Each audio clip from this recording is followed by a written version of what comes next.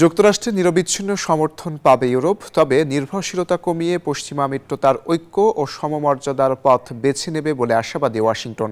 শনিবার জার্মানির মিউনিখে বার্ষিক নিরাপত্তা সম্মেলনে এমন মন্তব্য করেন মার্কিন পররাষ্ট্রমন্ত্রী মার্কো রুবিও। একই সঙ্গে ইউরোপের অভিবাসন নীতির কড়া সমালোচনা করেছেন তিনি। পাশাপাশি এবারের সম্মেলনে ইউরোপীয় নিরাপত্তা, রাশিয়া ইউক্রেন যুদ্ধ ও ন্যাটোর ভবিষ্যৎ ছিল মূল আলোচ্য বিষয়।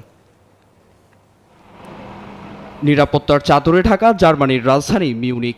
মোতায়েন আছে অন্তত ৫,০০০ আইনশৃঙ্খলা বাহিনী। মিউনিখের বার্ষিক নিরাপত্তা সম্মেলনকে ঘিরে এমন সতর্ক অবস্থান।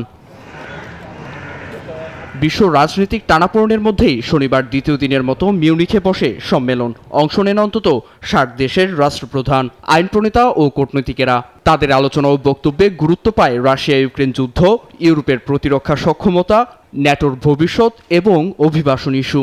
প্রাধান্য পায় ইউরোপীয় বা ট্রান্স আটলান্টিক মিত্রদের প্রতি যুক্তরাষ্ট্রের সমর্থন। সম্মেলনে ওয়াশিংটনের পক্ষে অংশ নেন মার্কিন পররাষ্ট্রমন্ত্রী মার্কো রুবিও। নিজ বক্তব্যে তিনি স্পষ্ট জানান, যুক্তরাষ্ট্র ইউরোপ একে অন্যের অবিচ্ছেদ্য অংশ। ওদের স্বপ্ন পূরণে পাশে থাকতে পেরে আমরা গর্বিত।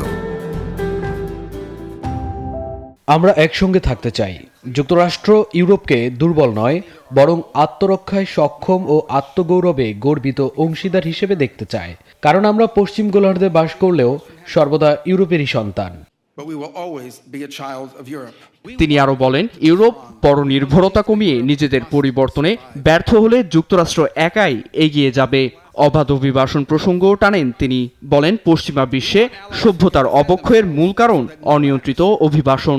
এছাড়া রাশিয়া ইউক্রেন যুদ্ধের ইতি এখনই টানা সম্ভব কিনা সে বিষয়ে সন্দেহ প্রকাশ করেন রুবিও।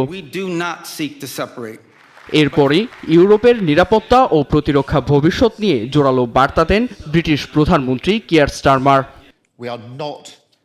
আমাদের প্রতিরক্ষাকে চাঙ্গা করতে ও একা লড়াই করতে শক্তি ও সামর্থ্য বাড়াতে হবে। আমরা উত্তর আটলান্টিকে ক্যারিয়ার স্ট্রাইক গ্রুপ মোতায়েনের সিদ্ধান্তে পৌঁছেছি, যা যুক্তরাষ্ট্র, কানাডা ও অন্যান্য ন্যাটো মিত্রদের সঙ্গে একযোগে কাজ করবে। মঞ্চে তার আগে বক্তব্য রাখেন ইউরোপীয় কমিশনের president Ursula von der Leyen. গোয়েন্দা তৎপরতা বাড়ানো সহ মহাকাশ থেকে আঘাতের সক্ষমতা অর্জন করতে হবে বলে মন্তব্য তার, যা ঐচ্ছিক নয় বরং ইউরোপের জন্য বাধ্যবাধকতা। নীরব দাস, নিউজ 24।